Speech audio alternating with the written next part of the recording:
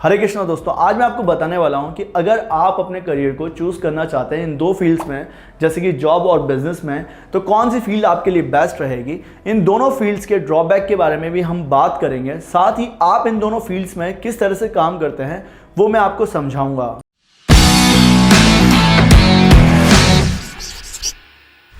देखिए, सबसे पहले एक एग्जांपल से बात करते हैं। इधर एक पेंटर है और इधर एक बिजनेस पर्सन है जिसने बिजनेस शुरू करा है। पेंटर का काम क्या होता है, वो घर पे जाता है, घरों को पेंट करता है, जो भी उसका मेहनताना होता है वो काम को ख़त्म करके और अपना पेमेंट कलेक्ट करता है। ये इसका एक सर्विस इंडस्ट्री में प्रोफेशन है, इसको हम जॉब भी मान सकते हैं। अगर किसी के अंदर जॉब करता तो ये इतना इसका काम ख़त्म हो जाता है। पर वहीं एक बिजनेस पर्सन है जिसने एक प्लांट लगा रखा है या कोई भी बिजनेस कर रहा है, उसका प्रोडक्ट मार्केट में वो सेट करता है। स्टार्टिंग में उसको काफ़ी पेन लेना पड़ता है, काफ़ी पैसा लगाना पड़ता है, क्रेडिट पर माल देना पड़ता है। स्टार्टिंग में वो देखता है कि मार्केट में प्रॉब्लम क्या है, उसके अकॉर्डिंग प्रोडक्ट को बनाता है, इनोवेट करता है अपने प्रोडक्ट को, और कुछ टाइम तक, मतलब कि जब तक उसका प्रोडक्ट इस्टेब्लिश नहीं होता है, वहाँ इनकम जनरेट नहीं होती है, वहाँ तक उसके सामने कोई भी पैसा नहीं आता है, उसको लगाना पड़ता है। चाहे वो स्मॉल स्केल पर अगर बिजनेस कर रहा हो तो वो वहाँ पर स्मार्टली प्ले करके अपने प्रोडक्ट को इस्टेब्लिश कर लेगा। बट अगर वहाँ पर स्टार्टिंग में ही पैसा आने की जो उम्मीद होती है वो बिजनेस पर्सन के सामने नहीं होती है, यहाँ पर रिस्क लेना पड़ता है। पर किसी भी जॉब प्रोफेशन में वहाँ पर क्या पॉसिबिलिटीज़ होती है, आप सर्विसेज बेचते हैं, आपके सामने क्या हो रहता है, आपका हैंड टू हैंड काम होता है। पर ये जो जॉब प्रोफेशन और सर्विस इंडस्ट्री का जो काम मानते हैं, यहाँ पर काम क्या होता है, आपने जो काम करा, आपको सैलरी मिली, काम खत्म, अब आपको नया काम करना पड़ेगा, उसी मेहनताने पर आपको काम मिलेगा और पैसा मिलेगा। फिर बिजनेस पर्सन के सामने क्या रहता है, इसका जो फ़ायदा होता है कि अगर मार्केट में प्रोडक्ट इस्टेब्लिश हो गया, मार्केट में आपने बिजनेस को इस्टेब्लिश कर लिया, तो वहाँ पर आपको रिटेन कस्टमर वैल्यू मिलेगी। आप घर पर बैठे रहेंगे या आप ऑफिस में बैठे रहेंगे, वहाँ पर आपकी टीम काम करेगी। यहाँ पर लीनियर ग्रोथ काम करती है, यहाँ पर स्लो ग्रोथ रहती है, जो कि जॉब वाला प्रोफेशन बताते हैं। और यहाँ पर प्रो एक्सपोनेंशियल ग्रोथ मानी जाती है, यहाँ पर एकदम से पैसे की ग्रोथ होती है। देखिए, जो जॉब के बारे में कहा जाता है, यहाँ पर 40-40-40 तीन रूल चलते हैं। इंसान क्या करता है, अपनी ज़िंदगी में 40,000 रुपये कमाता है 40 साल के लिए, दूसरा 40, एक 40, और रिटायर होता है तो 40,000 रुपये का उसको कोई गिफ्ट दे देता है।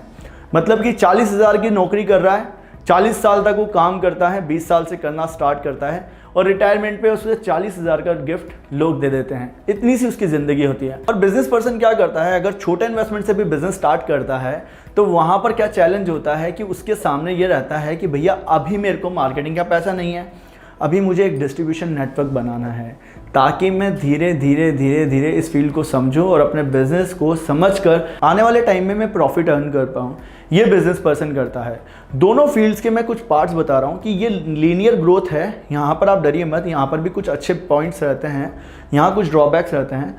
पर जो लीनियर पॉइंट है ना, यहाँ पर आपको जॉब में कोई एक्सपोनेंशियल ग्रोथ नहीं मिलती है, आप अपनी ज़िंदगी में धीरे धीरे आगे ग्रोथ करते हैं। जैसे कि जॉब के एग्जाम्पल को हमेशा बताया जाता है कि एक ट्रेडमिल की तरह है, जितना भागोगे उतना मिलेगा। जैसे एक ट्रेडमिल पर आप चलते रहेंगे, आपके कार्ब्स, आपकी डाइट, आपको फैट लॉस होता रहेगा, पर जैसे ही आप रुके, वहाँ पर आपका जितना भी फैट बर्न हो रहा था वो रुक जाएगा। बट बिजनेस में आपका क्या है, आपके लोग काम करते हैं, आपका प्रोडक्ट मार्केट में स्टैब्लिश हो गया, आपने कुछ ऐसी चीज़ मार्केट में इनोवेट करके दी, वहाँ पर आपको ग्रोथ मिल रही है। अभी हम बात करते हैं बिजनेस के कुछ ड्रॉबैक की। देखिए, 90% लोग स्टार्टिंग के 5 साल में बिजनेस बंद कर देते हैं, और वो रीज़न क्या होते हैं, लैक ऑफ नॉलेज।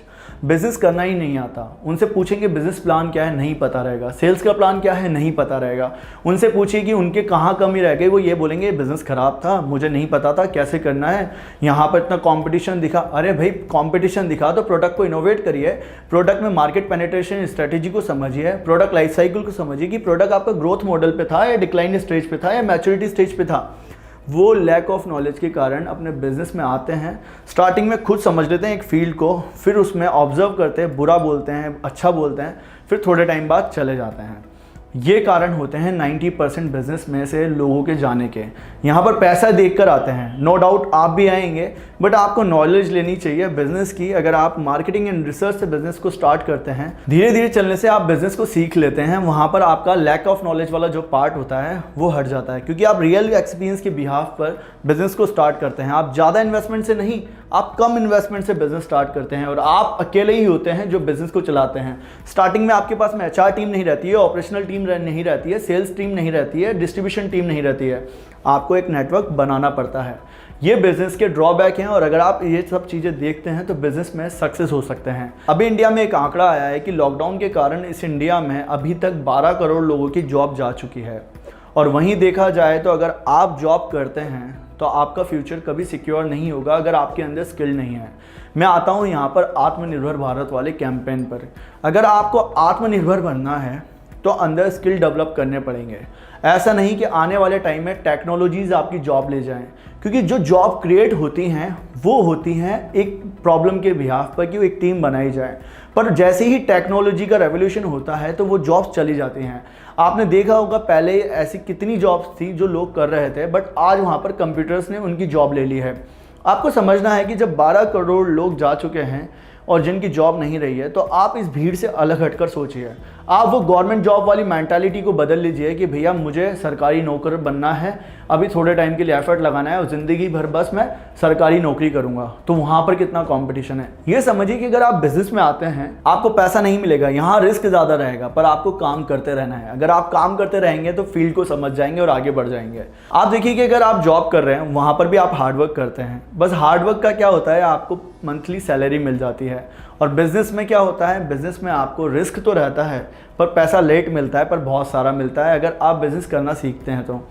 यहाँ पर क्या होता है, यहाँ पर अनसर्टेनिटी रहती है। अगर आपका कोई स्किल नहीं है आपके अंदर, आप कोई रिसेप्शनिस्ट, आप कोई सेल्स का जॉब नहीं कर रहे हैं, अगर आप मैनेजमेंट वाली जॉब नहीं कर रहे हैं, तो यहाँ पर आप कभी भी फिक्स्ड नहीं रहेंगे। आप जॉब बदलते रहेंगे क्योंकि आपने अपनी स्किल को पैदा नहीं करा है। और वहाँ पर बिजनेस में क्या होगा, दोनों पॉइंट से समझिए कि बिजनेस में अगर आपकी अनसर्टेनिटी आती है तो ऐसे लोग 90% जो होते हैं वो बिजनेस से चले जाते हैं। वो प्रोडक्ट को इनोवेट नहीं करते हैं, वो मार्केट की नीड को नहीं समझते हैं। तो दोनों फील्ड्स में ये चीज़ें तो रहती हैं, बट आपको समझना यह है कि जहाँ पर भी आप आते हैं वहाँ अगर एफर्ट लगाएंगे, वन टाइम फोकस होकर, तो आप उस फील्ड में सक्सेस बनेंगे। पर आपको ये बात हमेशा याद रखनी है कि बिजनेस में आपका जो पैसा लगता है वो कम लगाकर आप स्टार्ट करिए। आप लार्ज स्केल पर मत करिए, आप गाइडेंस के साथ में करिए, एडवाइस लेकर करिए। और वहाँ पर जॉब में अगर आप कहीं पर भी कुछ काम करते हैं तो आप धीरे धीरे धीरे धीरे एक ऐसी मशीन बन जाएंगे कि जहाँ पर आप अपने ड्रीम्स को फॉलो नहीं कर पाएंगे। तो बिजनेस में आपको कम इन्वेस्टमेंट से आना है, और जॉब में अगर आप जा रहे हैं तो ड्रीम्स पूरे नहीं हो रहे हैं, तो ऐसी जॉब करने से क्या फ़ायदा है।